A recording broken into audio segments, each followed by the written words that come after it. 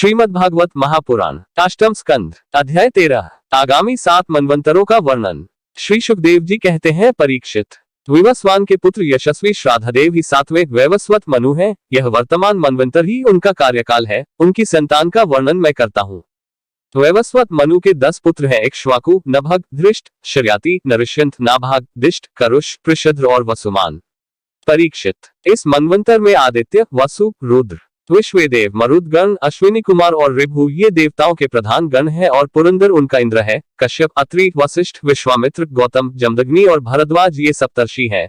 इस मनवंतर में भी कश्यप की पत्नी अदिति के गर्भ से आदित्यों के छोटे भाई वामन के रूप में भगवान विष्णु ने अवतार ग्रहण किया था।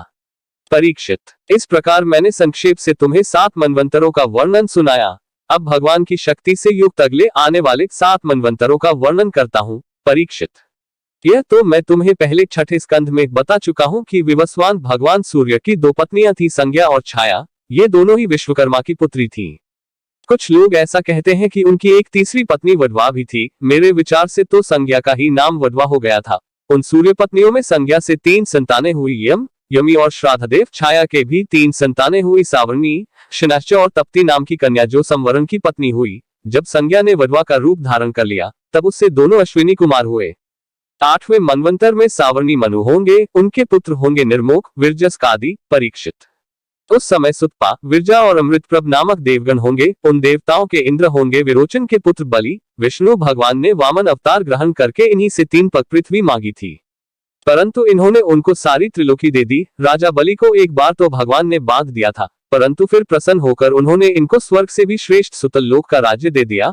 वे इस समय वहीं इंद्र के समान विराजमान हैं। आगे चलकर यही इंद्र होंगे और समस्त ऐश्वर्यों से परिपूर्ण इंद्रपद का भी परित्याग करके परम सिद्धि प्राप्त करेंगे।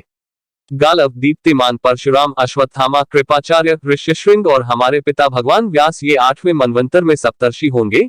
इस समय ये लोग योग बल से अपने अपने आश्रम मंडल में स्थित हैं। देवगुह्य की पत्नी सरस्वती के गर्भ से सार्वभौम नामक भगवान का अवतार होगा। ये ही प्रभु पुरंदर इंद्र से स्वर्ग का राज्य छीनकर राजा बलि को दे देंगे। परीक्षित, वरुण के पुत्र दक्ष सावर्णी 9वें मनु होंगे। भूतकेतु, दीप्तकेतु आदि उनके पुत्र होंगे। पार, मारीच्यगर्भ आदि देवताओं के गण होंगे और अद्भुत नाम के इंद्र होंगे। उस मनवंतर में द्युतिमान आदि सप्तर्षि होंगे। आयुष्मान की पत्नी अंबुधरा के गर्भ से ऋषभ के रूप में भगवान का कलावतार होगा। अद्भुत नामक इंद्र उन्हीं की दी हुई त्रिलोकी का उपभोग करेंगे। 10वें मनु होंगे उपशिलोक के पुत्र ब्रह्म सावर्णी। उनमें समस्त सद्गुण निवास करेंगे। भूरिशन आदि उनके पुत्र होंगे और हविष्यमान, सुकृति, सत्य, जय, मूर्ति आदि सप्तर्षि, सुवासन, विरुद्ध आदि देवताओं के गण होंगे और इंद्र होंगे शंभु। विश्वसृज की पत्नी विशुचि के गर्भ से भगवान विश्वक्सेन के रूप में अंशावतार ग्रहण करके शंभु नामक इंद्र से मित्रता करेंगे। 11वें मनु होंगे अत्यंत संयमी धर्म सावर्णी। उनके सत्य, धर्म आदि 10 पुत्र होंगे। विहंगम, कामगम, निर्वाणरुचि आदि देवताओं के गण होंगे। अरुणादि सप्तर्षि होंगे। वैधृत नाम के इंद्र होंगे। आर्यक की पत्नी वैधृता के गर्भ से धर्मसेतु के रूप में भगवान का अंशावतार होगा और उसी रूप में वे त्रिलोकी की रक्षा करेंगे। परीक्षित, 12वें मनु होंगे रुद्र सार्वणी। उनके देववान, उपदेव और देवश्रेष्ठ आदि पुत्र होंगे। उस मनवंतर में ऋतुधामा नामक इंद्र होंगे और हरित आदि देवगण। तपोमूर्ति, तपस्वी, आग्निध्रक आदि सप्तर्षि होंगे। सत्यसहाय की पत्नी सुनृता के गर्भ से स्वधाम के रूप में भगवान का अंशावतार होगा और उसी रूप में भगवान उस मनवंतर का पालन करेंगे। 13वें मनु होंगे परम जितेंद्रिय देव सावर्णी। चित्रसेन, विचित्र आदि उनके पुत्र होंगे। सुकर्म और सुतराम आदि देवगण होंगे तथा इंद्र का नाम होगा दिवसपति। उस समय निर्मोक और तत्वदर्श आदि सप्तर्षि होंगे। देवहोत्र की पत्नी बृहति के गर्भ से योगेश्वर के रूप में भगवान का अंशावतार होगा और उसी रूप में भगवान दिवसपति को इंद्रपद देंगे।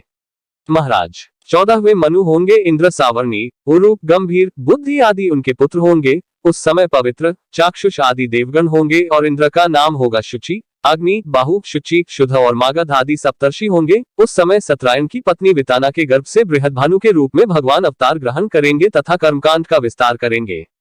परीक्षित, ये 14 मनवंतर भूत, वर्तमान और भविष्य तीनों ही काल में चलते रहते हैं। इन्हीं के द्वारा एक सहस्र चतुर्युगी वाले कल्प के समय की गणना की जाती है।